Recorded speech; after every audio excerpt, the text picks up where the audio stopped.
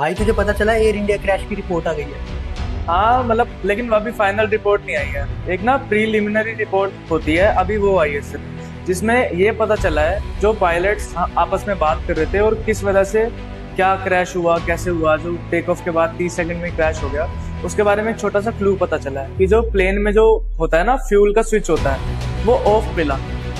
Pilots आपस में बात कर रहे थे कि तूने प्लेन का वो ऑफ किया गया, फ्यूल का कट और ऑफ किया गया। हाँ नहीं, फ्यूल का जो स्विच होता है ना, उसको वो ऑफ हो गया था।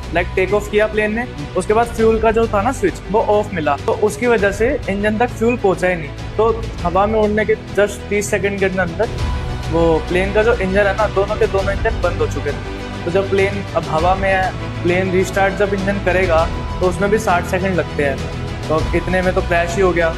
तो ये सारी कहानी थी। तो अभी फुल रिपोर्ट नहीं आई है, उसकी फुल रिपोर्ट अभी आना बाकी है, अभी बस प्रीलिमिनरी रिपोर्ट आई है, तो आगे देखते हैं क्या होगा। और इसकी रियलिटी ज्यादातर ये पता चल रही है कि ये जो मतलब जो इशू है ना बोइंग की तरफ से। हाँ। अब लोगों को ये समझ नहीं आ रहा कि ये पायलट्स की मिस्टेक है, कोई टेक्निकल इशू है प्लेन में, या किसी की उसमें पर पॉलिटिशियंस एक्चुअल बात तेरे को पता है, यही बात है जो पायलट के ऊपर सिर्फ ब्लेम डाला जा रहा है। पायलट्स की कोई गलती नहीं है, वो मर चुके हैं। हाँ। उनके ऊपर ब्लेम डाल दिया बेचारों के। बट वो गलती क्यों करेंगे? एक अगर सुसाइड अटैक होता तो दोनों में से किसी पायलट को तो पता होता, लेकिन जो कन्वर्सेशन मिली है ब्लैक बॉक्स की उस ऑडियो में, उसमें तो यही है ना कि दोनों पायलट कंफ्यूज है, वो एक दूसरे से पूछ रहे हैं कि तूने बंद किया या तूने बंद किया। तो मुझे नहीं लगता कि वो सुसाइड अटैक था या कुछ पायलट का था, या प्लेन में कोई टेक्निकल इशू होगा, या तो फिर किसी की प्लानिंग वगैरह कुछ भी हो सकता है, क्योंकि उसमें पॉलिटिशियंस वगैरह भी थे आई थिंक, जो आई थिंक मरे हैं। हाँ, एक पॉलिटिशियन। एक पॉलिटिशियन था, तो मे भी ये साजिश भी हो सकती है, बट मेरे को ऐसा लग रहा है कि टेक्निकल चीजें ही हैं जिसकी वजह से वो हुआ क्रैश।